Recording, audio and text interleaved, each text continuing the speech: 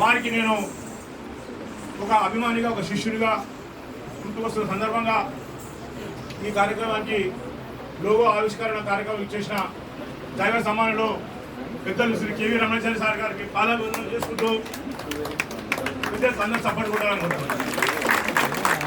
అదేవిధంగా సారు నేను చిన్న పిల్లని క్రికెట్ ఆడుతూ ఉంటే సార్ మహబూబ్నగర్ ఆర్డీఓ వచ్చారు, మహబూబ్నగర్ ఆర్డీఓకి నారాయణపేట ఆర్డీఓ వచ్చారు, సార్ నారాయణలో ఆర్డీఓ వచ్చారు. మా జిల్లాలోనే సారు ఒక 5-10 సంవత్సరాలు మా యువనం సార్ ముందరనే గడిచిపోయింది. క్రికెట్ ఆడుతూ ఉంటుంది, సార్ దగ్గరికి వెళ్ళి ప్రైజులు తీసుకుంటూ ఉంటుంది.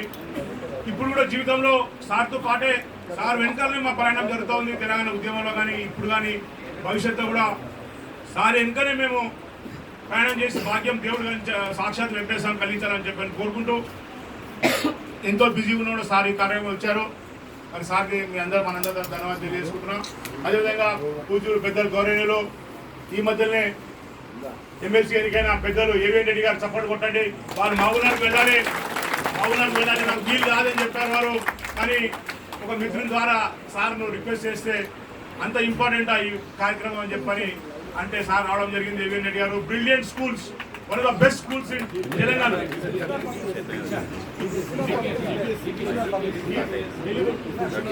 దిల్షుక్నగర్ పబ్లిక్ స్కూల్ యజమాని సార్ మరి వారిని మిత్రుడు చాణక్యచంద్ర రెడ్డి గారు వేదిక మీద రావాలి ప్లీజ్. రెడ్డి గారు, నా తమ్ముడు రఘువర్ధన్ రెడ్డి గారు, అన్న డాక్టర్ బాలరాజ్ గారు, అన్న పెద్దలు సోమేష్ అన్న గారు, డాక్టర్ సోమేష్ తమ్ముడు ప్రశాంత్, అక్క నందాపాండే గారు, ప్రవీణ్, మన మతీన్ భాయ్, రామ్ లక్ష్మణ్ రెడ్డి, మేడము, శాంత మేడము, కాంబోజీ గారు, మన డాక్టర్ పత్రికా విలేకరులకు అందరికీ కూడా పేరు పేరున ధన్యవాదాలు తెలియజేస్తున్నాను. ఈరోజు తెలంగాణ డిస్ట్రిక్ట్ క్రికెట్ అసోసియేషన్ అనేది ఒకటి ఆవిర్భావం చేయాల్సిన ఆవశ్యకత ఏర్పడింది. హైదరాబాద్ క్రికెట్ అసోసియేషన్ ఉంది లేదంటలేము, but Hyderabad cricket association itself is confined only to Hyderabad. Twin cities కే కన్ఫైన్ అయింది. ఇంతకుముందు 10 జిల్లాల నుండి ఇప్పుడు 33 జిల్లాలు అయినాయి. చాలా మంది క్రికెట్ క్రీడాకారులు గ్రామీణ ప్రాంతంలో ఎదురు చూస్తూ ఉన్నారు, మాకు అవకాశం ఇవ్వండి, మేము రంజీ ట్రోఫీ ఆడతాము, మేము 2020 ఆడతాము, వన్డే ఆడతాము, మేము దేశానికి టెస్ట్ ఆడతాము అని చెప్తున్నారు. అయ్యా 96 దేశాలలో క్రికెట్ డెవలప్ అవుతా ఉంది. International cricket council has given membership to 96 countries. ఇతర దేశాల్లో క్రికెట్ డెవలప్ అవుతా ఉంది. భారతదేశంలో 37 రాష్ట్రాల్లో మరి మెంబర్షిప్ ఇచ్చింది బీసీసీఐ. కేవలం తెలంగాణ మాత్రమే ఓన్లీ హైదరాబాద్ క్రికెట్ అసోసియేషన్ కు మనము కన్ఫైన్ అయినాము. తెలంగాణ జిల్లాలో ఎక్కడ కూడా క్రికెట్ లేదు. ఒక గ్రామీణ ప్రాంతంలో ఓ సూర్యాపేట కానీ, నల్గొండ కానీ, మరి గద్వాల కానీ, నాగర్లో కానీ, మెదక్ కానీ, ఆదిలాబాద్ కానీ, ఎలాంటి వరంగల్లో కానీ ఎక్కడ కూడా టర్ఫ్ పిచ్చులు లేవు. ఎక్కడ కూడా మ్యాచ్లు జరగవు, ఎక్కడ రంజీ ట్రోఫీ మ్యాచ్లు జరగవు, అండర్ 19 మ్యాచ్లు జరగవు, వన్డే జరగవు. మీరు అదే ఆంధ్ర తీసుకోండి, 4 సెంటర్లో విజయనగరంలో, వైజాగ్లో, మంగళగిరిలో, విజయవాడలో 4 సెంటర్లో టెస్ట్ మ్యాచ్లు జరుగుతూ ఉన్నాయి, వన్డే మ్యాచ్లు జరుగుతూ ఉన్నాయి, ఐపీఎల్ మ్యాచ్లు జరుగుతూ ఉన్నాయి. కేవలము తెలంగాణలోనే, హైదరాబాద్లో మన దుస్థితి, మన దౌర్భాగ్యం.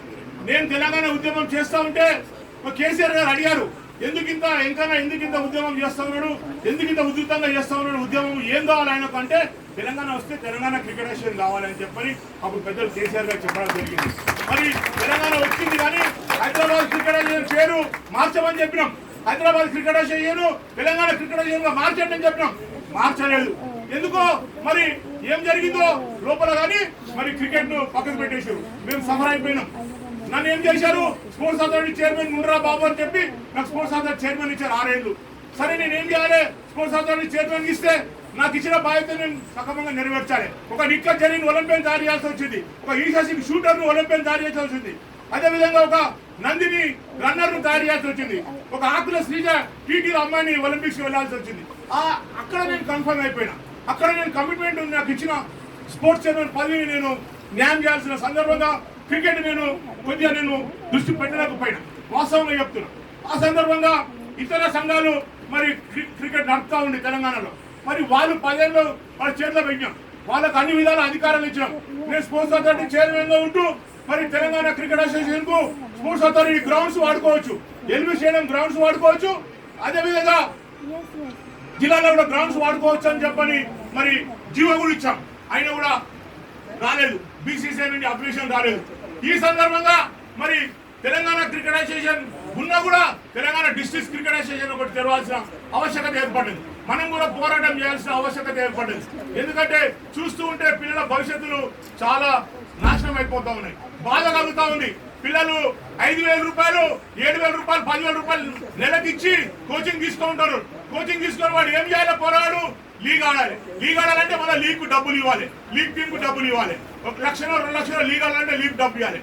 మళ్ళీ లీగ్ లోకి వెళ్ళి స్టేట్ సెలెక్ట్ కావాలంటే స్టేట్ కు డబ్బులు ఇవ్వాలి. స్టేట్ లో 15